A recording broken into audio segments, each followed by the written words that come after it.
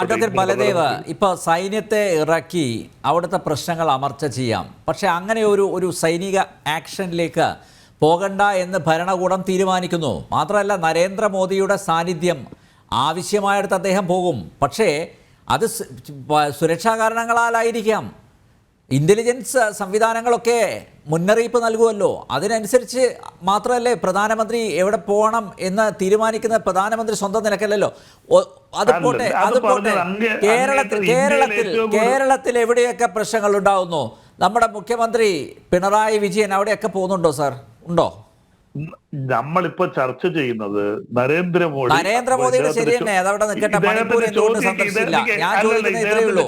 കേരളത്തിൽ അനിഷ്ട സംഭവങ്ങൾ നടന്ന എത്രയോ അനിഷ്ട സംഭവങ്ങൾ എത്രയോ മേഖലകളുണ്ടല്ലോ. അവിടെയൊക്കെ നമ്മുടെ മുഖ്യമന്ത്രി പിണറായി വിജയൻ പോയിട്ടുണ്ടോ? നമ്മുടെ വിഷയം നരേന്ദ്രമോദിയുടെ കേരള സന്ദർശനമാണ് വിഷയം. ചർച്ച ചെയ്തോളൂ, ചോദിച്ചോളൂ, നമുക്ക് വരാം. ഇന്ത്യയിൽ ഏറ്റവും കൂടുതൽ ക്രമസമാധാനമുള്ള സംസ്ഥാനം എന്ന് പറയുന്നത് ഒന്ന് കാശ്മീർ, രണ്ട് അരുണാചൽ പ്രദേശ്. ചൈന ഏത് നിമിഷവും ആക്രമിക്കുന്ന സ്ഥലം. ആ കാശ്മീരിൽ ഇന്ത്യയുടെ പ്രധാനമന്ത്രിക്ക് പോകുന്നതിന് ഇന്റലിജൻസ് വീഴ്ചയൊന്നുമില്ലായിരുന്നു. അതുപോലെ തന്നെ സംഘർഷം നിലനിൽക്കുന്ന മറ്റു സ്ഥലങ്ങളിൽ പോകുന്നതിന് വീഴ്ചയൊന്നുമില്ല. അപ്പോൾ മണിപ്പൂർ എന്ന് പറയുന്ന കൊച്ചു സംസ്ഥാനത്ത് പോകുന്നതിന് ഏത് ഇന്റലിജൻസാ പോകണ്ടെന്ന് പറഞ്ഞത്? ഒരു ഇന്റലിജൻസും പറഞ്ഞിട്ടില്ല.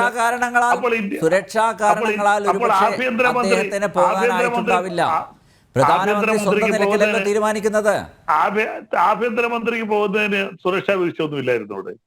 പ്രധാനമന്ത്രി നരേന്ദ്രമോദിക്ക് പോകുന്നത് അദ്ദേഹത്തെക്കാൾ കൂടുതൽ ഹോം അഫയേഴ്സ് കൈകാര്യം ചെയ്യുന്ന ആഭ്യന്തരമന്ത്രിയാണല്ലോ. എന്തിന് അദ്ദേഹം എത്രയോ ദിവസം കഴിഞ്ഞാണ് പാർലമെന്റിൽ അതിനെക്കുറിച്ച് ഒരു മിനിറ്റ് ഒന്ന് സംസാരിച്ചത്? അവിടെ മണിപ്പൂരിൽ എന്ത് നടക്കുന്നു എന്ന് പറയാൻ ഇന്ത്യൻ പ്രധാനമന്ത്രിക്ക് ഇന്ത്യയിലെ ജനതയോട് കേരളത്തിലെ ക്ഷമിക്കണം, രാജ്യത്തെ പ്രതിപക്ഷം അല്ലെങ്കിൽ ഇടത് കക്ഷികൾ അവർ ആഗ്രഹിക്കുന്ന സമയത്ത് പ്രധാനമന്ത്രി പ്രസ്താവന നടത്തണം, അങ്ങനെയൊക്കെ കരുതാമോ എന്ന് ഞാൻ പറഞ്ഞില്ലല്ലോ. എന്റെ നാക്കായിട്ട് മാറാതെ ഞാൻ പറഞ്ഞില്ലല്ലോ. ഇന്ത്യയുടെ പ്രധാനമന്ത്രി ഇന്ത്യയിലെ ഒരു സംസ്ഥാനത്ത് ആയിരക്കണക്കിന് ജനങ്ങൾ കൊല ചെയ്യപ്പെടുമ്പോൾ, ക്ഷേത്രങ്ങളെയോ ആരുടെ ആയിക്കോട്ടെ, ഞാൻ അതിനെ ക്രിസ്ത്യൻ ഹിന്ദു എന്ന് പറയുന്നില്ല, കൊള്ളയടിക്കപ്പെടുമ്പോൾ ജനങ്ങൾ തമ്മിൽ എന്തിനെ ജഡം പോലും, ഇവിടെ ശ്രീ റോഡ് സാർ പറഞ്ഞതുപോലെ ജഡം പോലും സംസ്കരിക്കാൻ കഴിയാതെ മാസങ്ങൾ കഴിഞ്ഞ് വിട്ടുകൊടുത്ത്, അങ്ങനെ ഒരു സാഹചര്യം ഉണ്ടാകുമ്പോൾ രാജ്യത്തെ അഡ്രസ് ചെയ്യേണ്ട ഇന്ത്യൻ പ്രധാനമന്ത്രി അദ്ദേഹം ഒരു വാചകം പറഞ്ഞു. അദ്ദേഹം പരസ്യമായിട്ട് നാളിതുവരെ പറഞ്ഞില്ല, പാർലമെന്റിൽ ഒരു മിനിറ്റ് പറഞ്ഞു.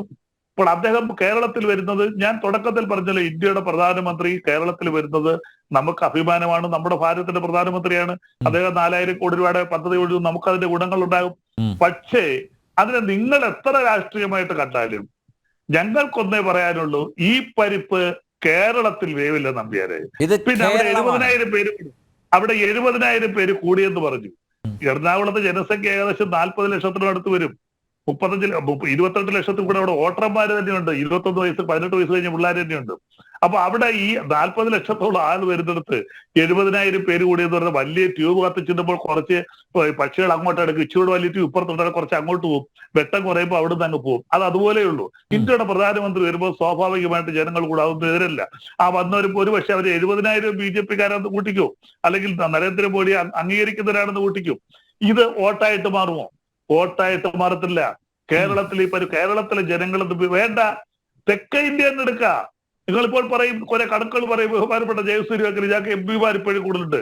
തെക്കേ ഇന്ത്യയിൽ നിങ്ങൾ ഉണ്ടായിരുന്ന സംസ്ഥാനങ്ങൾ നിങ്ങൾ പോയില്ലേ? ആകെ ഭരിച്ചിരുന്ന കർണാടക സംസ്ഥാനം. തെക്കേ ഇന്ത്യൻ സംസ്ഥാനങ്ങളിൽ നിന്ന് BJP പരിപൂർണമായിട്ട് ഈ ലോക്സഭാ തെരഞ്ഞെടുപ്പോടുകൂടി ഇപ്പോൾ നിങ്ങൾക്ക് എത്ര സീറ്റുണ്ടോ അതും കൂടെ നഷ്ടപ്പെടുന്നുള്ള കാര്യങ്ങൾ, കുറച്ച് സീറ്റുള്ള കർണാടകത്തിലൊക്കെയാണ്. ആ സീറ്റുകളിലൂടെ നിങ്ങൾക്ക് നഷ്ടപ്പെടാൻ പോകുന്ന ഒന്ന്. പിന്നീട് ഇപ്പോൾ ഒരു 10-15 ദിവസമായിട്ട് പല ചാനലിലും ചർച്ചയ്ക്ക് പോകുമ്പോൾ ഞാൻ കേൾക്കുന്ന ഒരു വാചകമുണ്ട്. എന്താ?